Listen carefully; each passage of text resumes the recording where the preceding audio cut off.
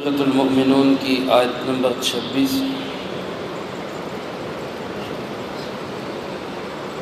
الحمدللہ وکفیٰ والسلام علی عبادہ الذین اصطفیٰ، خصوصاً علی سید الرسل وخاتم الانبیاء وعلی آلہ واصحابہ الاتقیاء۔ اما بعد فاعوذ باللہ من الشیطان الرجیم، بسم اللہ الرحمن الرحیم۔ قال رب انصرنی بما کذبون، فأوحینا الیہ ان اصنع الفلک بأعیننا ووحینا فإذا جاء أمرنا وفارت النور فاسلك فيها من كل زوجين اثنين وأهلك إلا من سبق عليه القول منهم ولا تخاطبني في الذين ظلموا إنهم مغرقون۔ فإذا استويت أنت ومن معك على الفلك فقل الحمد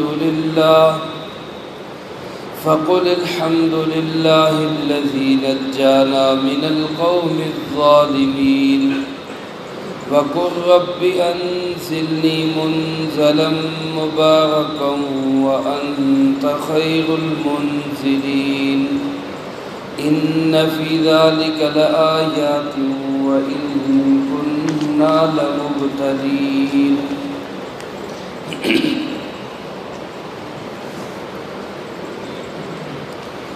قال رب انصرنی بما کذبون۔ حضرت نوح علیہ السلام دعا کرتے ہوئے یوں کہنے لگے، اے میرے پروردگار، میرا بدلہ لے لے اس وجہ سے کہ انہوں نے مجھے جھٹلایا۔ فأوحینا الیہ، سو ہم نے ان کی طرف یہ پیغام بھیجا، ان اصنع الفلک بأعیننا ووحینا، کہ آپ کشتی بنائیے ہماری نگرانی میں، ہماری وحی کے مطابق۔ فإذا جاء أمرنا وفارت النور، اور پھر جب ہمارا حکم آئے اور تنور ابلنے لگے، فاسلک فیہا من کل زوجین اثنین، تو سوار کر لیں اس کشتی میں ہر قسم کے جانوروں کا جوڑا، وَأَهْلَكَ، اور اپنے اہل کو بھی، إِلَّا مَنْ سَبَقَ عَلَيْهِ الْقَوْلُ مِنْهُمْ، سوائے ان کے جن کے متعلق پہلے بات ہو چکی، وَلَا تُخَاطِبْنِي فِي الَّذِينَ ظَلَمُوا، اور مجھ سے مخاطب مت ہونا ظالموں کے بارے میں، إِنَّهُمْ مُغْرَقُونَ، بے شک وہ ڈبو دیے جائیں گے۔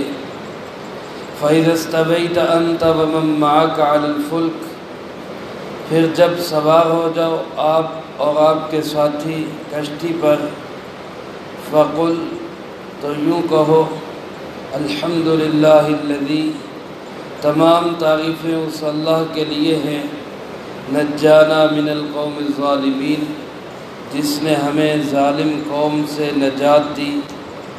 وَقُلْ رَبِّ أَنزِلْنِي مُنزَلًا مُبَارَكًا، اور یوں کہیے، اے ہمارے پروردگار، مجھے اتار، برکت والا اتارنا، وَأَنْتَ خَيْرُ الْمُنزِلِينَ، اور تو سب سے بہترین مہمان نواز ہے۔ إِنَّ فِي ذَلِكَ لَآيَاتٍ، بے شک اس میں نشانیاں ہیں، وَإِن كُنَّا لَمُبْتَلِينَ، اور یقیناً ہم آزمائش میں ڈالتے ہیں۔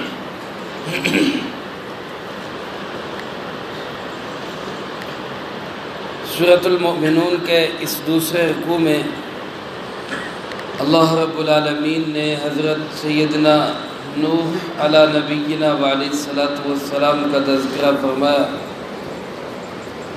پہلے رکوع میں جس طرح مادی انعامات کا ذکر ہے، انسان کے جسم پر، وجود پر اور جسم کی خوراک کے لیے، ضروریات کے لیے اللہ پاک نے کیا کیا بندوبست کیے اور کیا کیا انعامات کیے، تو اسی طرح انسان کی روحانی ضروریات کے لیے، ہدایت کے لیے اللہ پاک نے کیا کیا سامان کیے۔ انہی میں سے انبیاء اور رسول علیہ السلام کا بھیجنا، اور پہلے رسول جنہوں نے شرک کے خلاف آ کر تبلیغ کی، توحید کی، حضرت سیدنا نوح علیہ السلام، اس لیے ان کا تذکرہ فرمایا گیا۔ حضرت نوح علیہ السلام نے 9.5 صدیاں یعنی 950 سال تبلیغ کی، بہت طویل عرصہ، اور اس میں تکلیف، پریشانی، قوم کا ستانا، تکذیب سب برداشت کیا، اور یہاں تک برداشت کیا کہ کام میں لگے رہے، اب بھی وہ دعا نہ کرتے قوم کے خلاف، اب بھی اللہ کے سامنے ہاتھ نہ اٹھاتے، لیکن اللہ پاک نے خود آگاہ فرما دیا کہ اے نوح، تیری قوم میں سے جو ایمان لا چکے بس انہوں نے لانا تھا، اس کے علاوہ اور کوئی نہیں مانے گا۔ جو ایمان لانے والے تھے وہ لا چکے، اور وہ کتنے تھے؟ ان کی تعداد 70 اور 80 کے درمیان ہے۔ اب اندازہ کریں 9.5 صدیوں کی تبلیغ میں نتیجہ کیا نکل رہا ہے؟ صرف 70 یا 80 افراد مسلمان ہو گئے، لیکن اس کے باوجود بھی اللہ کے نبی کو یہ نہیں کہا جا سکتا کہ وہ ناکام ہیں۔ وہ اپنے مشن اور اپنے کام میں 100% کامیاب گئے۔ اس لیے میرے محترم دوستو، دین کی محنت کرنے والوں کے لیے، بالخصوص اس دور کے اندر جو کسی بھی دین کے کام میں لگے ہوئے، حضرت نوح علیہ السلام کا عرصہ تبلیغ، ان کا صبر، اور پھر ان کا استقامت کے ساتھ اللہ کے دین کے ساتھ لگے رہنا، اور نتیجے سے بے پرواہ ہو کر لگے رہنا، یہ بہت بڑی عبرت اور سبق کی چیز ہے۔ آج ہم بعض اوقات دین کے کام میں لگتے بھی ہیں تو سوالات ذہن میں اٹھنے لگ جاتے ہیں کہ یار اتنا عرصہ ہو گیا، ہوا کیا ہے، کیا کیا ہے، فائدہ تو ہو کوئی نہیں رہا۔ لیکن اللہ کا نبی بغیر اس کی پرواہ کیے کہ نتیجہ کیا نکل رہا ہے، وہ اپنے مشن پہ گامزن ہے کہ جو میرا کام ہے میں نے تو وہ کرنا۔ اور جب اللہ پاک کی طرف سے بھی یہ خبر دے دی گئی کہ بس جو ماننے والے تھے مان چکے، اب کوئی نہیں مانے گا، تو پھر اللہ کے نبی نے دعا کے لیے ہاتھ اٹھایا، اور یہ بھی قوم پہ شفقت تھی، یہ بھی قوم پہ شفقت تھی۔ رب انصرنی، اے میرے پروردگار اب میرا بدلہ لے لے، اب میری مدد کر دے۔ یہ شفقت کیسے ہے؟ علماء فرماتے ہیں 2 وجہ سے۔ ایک تو اس وجہ سے کہ اگر اب یہ لوگ زندہ رہے اور ان کو ختم نہ کیا گیا، مکذبین، جھٹلانے والوں کو اور استہزاء کرنے والوں کو اب انتقام کا نشانہ نہ بنایا گیا، تو ہو سکتا ہے کہ ماننے والے بھی صبر نہ کر سکیں، ان کے دلوں کے اندر کوئی فتنہ پیدا ہو جائے اور وہ پھسلنے لگ جائیں۔ تو لہٰذا اے اللہ شفقت کرتے ہوئے ان کو ختم کر دے، تاکہ جو ماننے والے ہیں وہ پکے ہو جائیں۔ اور دوسرا اس لحاظ سے شفقت ہے کہ جب انہوں نے ماننا ہی نہیں، اور نہ ماننے میں یہ ضد اور ہٹ دھرمی میں اور اللہ کے نبی کی مخالفت میں بڑھتے جائیں گے، تو جتنا بڑھتے جائیں گے اتنی سزا بھی بڑھتی جائے گی۔ تو اللہ ان کو ختم کر دے تاکہ جہاں پہ ہیں وہیں بریک لگ جائے، اور یہی کافی ہے ان کے لیے۔ تو اللہ کے نبی اگر قوم کے لیے کبھی بد دعا بھی کرتے ہیں تو حقیقت میں وہ بد دعا نہیں، وہ دعا ہی ہوتی ہے۔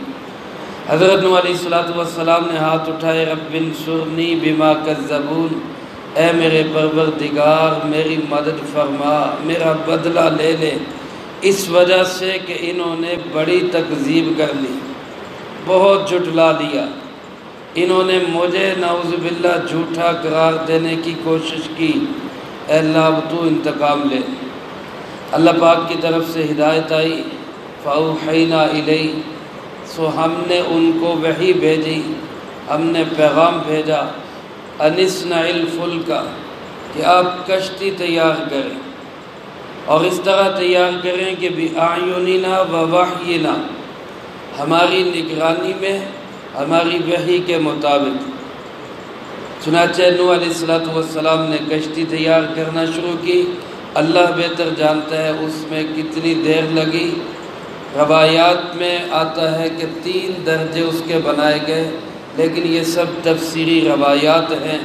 پائیدار بات وہی جو قرآن نے بتلائی کہ کشتی تیار کرنے کا حکم دیا گیا۔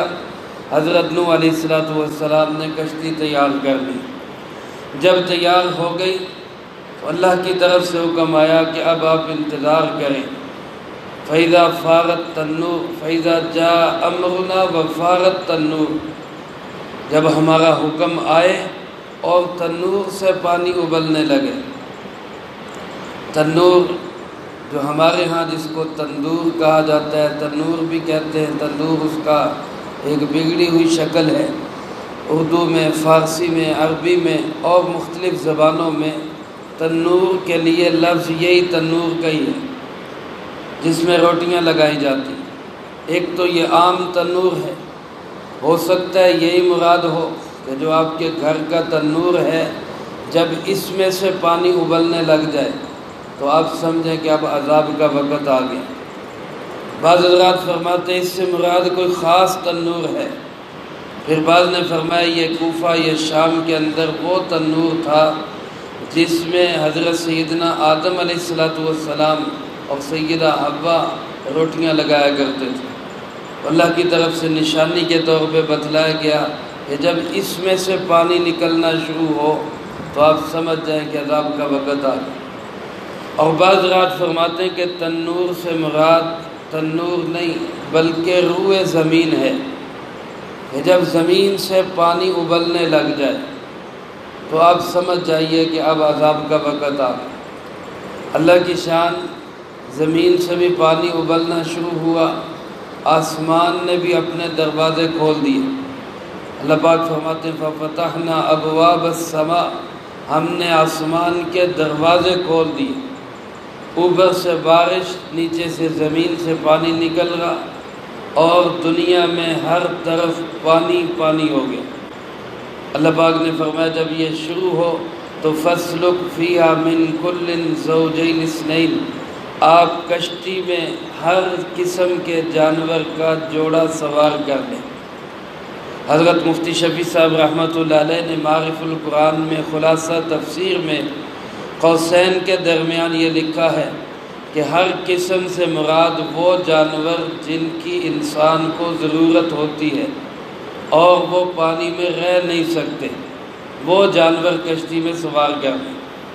ہر قسم سے مراد وہ جانور جس کی انسان کو ضرورت ہوتی ہے، جیسے یہ مویشی اور پالتو جانور، ان کا جوڑا آپ سوار کر لیں۔ جو پانی میں رہ نہیں سکتے ان کو کشتی میں سوار کر لیں، اور اس کے ساتھ وَأَهْلَكَ، اپنے اہل کو بھی ساتھ سوار کر لیں۔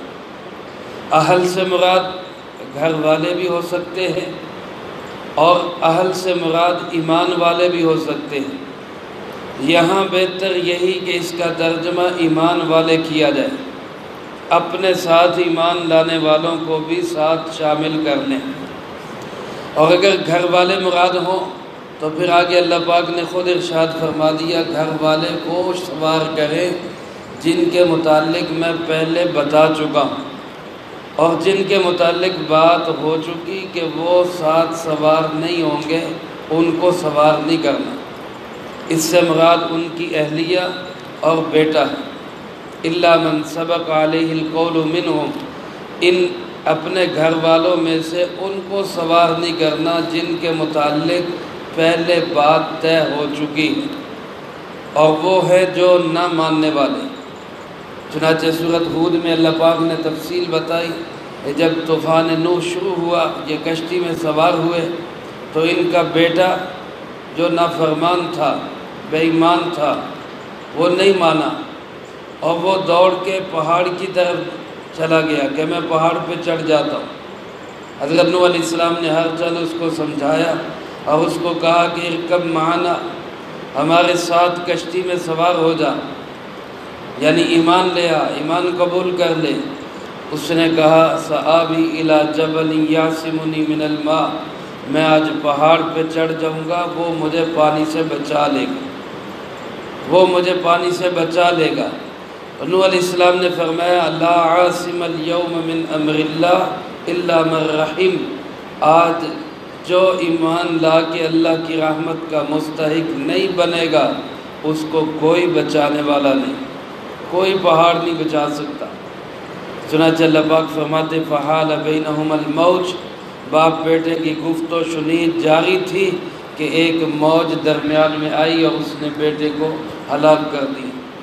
تو جو بے ایمان ہے وہ اللہ کے نبی کا اہل نہیں ہے، جو بیوی ہے اہلیہ ہوتے ہوئے ایمان نہیں لائی وہ اللہ کے نبی کا اہل نہیں۔ اللہ پاک نے فرمایا ان کے متعلق مجھ سے بات بھی مت کرنا، وَلَا تُخَاطِبْنِي فِي الَّذِينَ ظَلَمُوا، ایسے ظالموں کے متعلق میرے ساتھ مخاطب بھی مت ہونا، اِنَّهُمْ مُغْرَقُونَ، حقیقت یہ ہے کوئی شک نہیں ان کو غرق کیا جائے گا، یہ ڈوبیں گے۔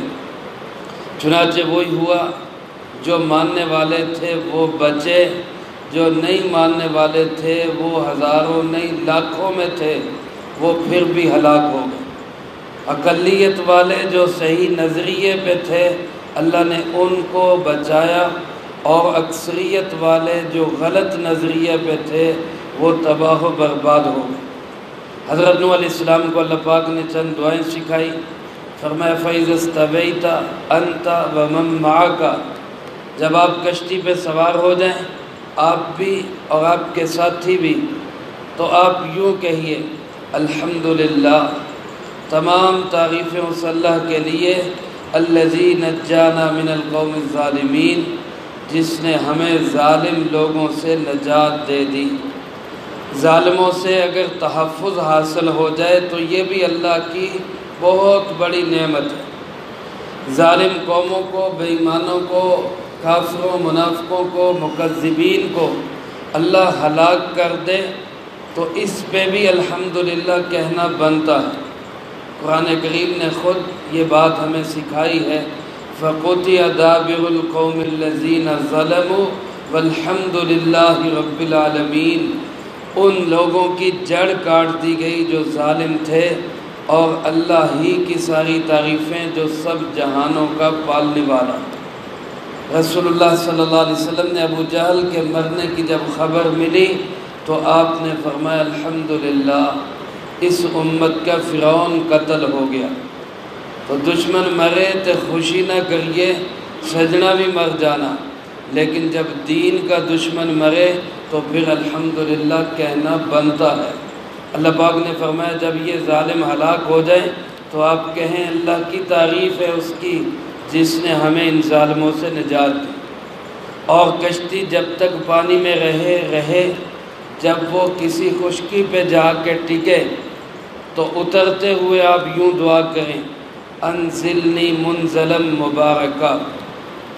اس لفظ کو مبارکہ بھی پڑھا گیا را کے زبر کے ساتھ، اور مبارکہ بھی، مبارک را کی زیر کے ساتھ۔ دونوں کا ترجمہ مفہوم تقریباً ایک ہی ہے کہ میرا اترنا برکت والا ہو، یا جہاں میں اتروں اس جگہ کو برکت والا بنا دے۔ اور برکت کس کو کہتے ہیں کہ ظاہری اور باطنی ہر اعتبار سے خوشحال زندگی ہو، ظاہری طور پر بھی باطنی طور پر۔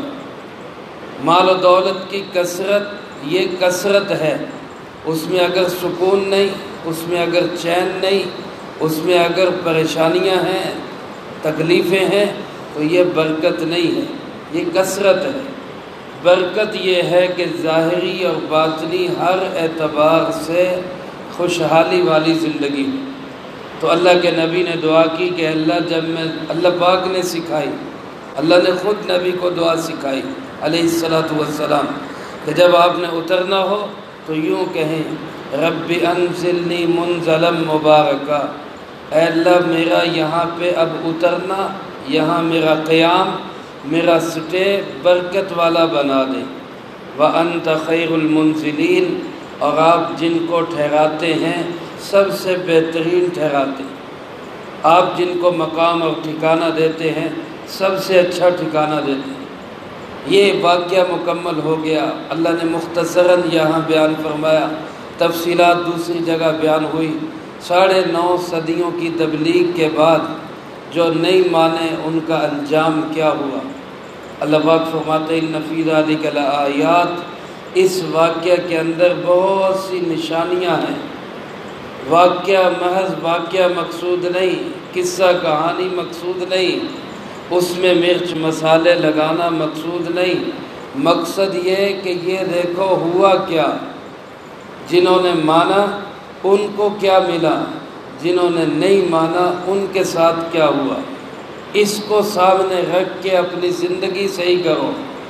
آج جو رسول اللہ صلی اللہ علیہ وسلم کی بات مانے گا، آپ کے پیچھے پیچھے چلے گا، وہی نجات پائے گا، اور جو آپ کی اطاعت سے منہ موڑے گا وہ تباہ و برباد ہوگا، چاہے طاقت والا ہو، چاہے اکثریت والا ہو، چاہے کچھ بھی ہو۔ اللہ پاک فرماتے ہیں اِنَّ فِي ذَلِكَ لَآیَاتٍ، اس میں بڑی نشانیاں ہیں، وَإِن كُنَّا لَمُبْتَلِينَ، اور حقیقت یہی ہے کہ ہم امتحان میں ڈالتے ہیں، ہم آزماتے ہیں۔ ابتلا، آزمائش، ہم دیکھتے ہیں کہ پکا کون ہے اور کچا کون ہے۔ میرے محترم دوستو، آج دنیا کے اندر حق و باطل کا یہی معرکہ آج بھی برپا اور جاری ہے اور ازل سے ابد تک رہے گا۔ ہم نے یہ دیکھنا ہے کہ ہم حق کی سائیڈ پہ ہیں تو اللہ کا شکر ادا کریں، اور اگر باطل کی سائیڈ پہ ہیں تو اپنی زندگی کو حق کی طرف موڑ لیں۔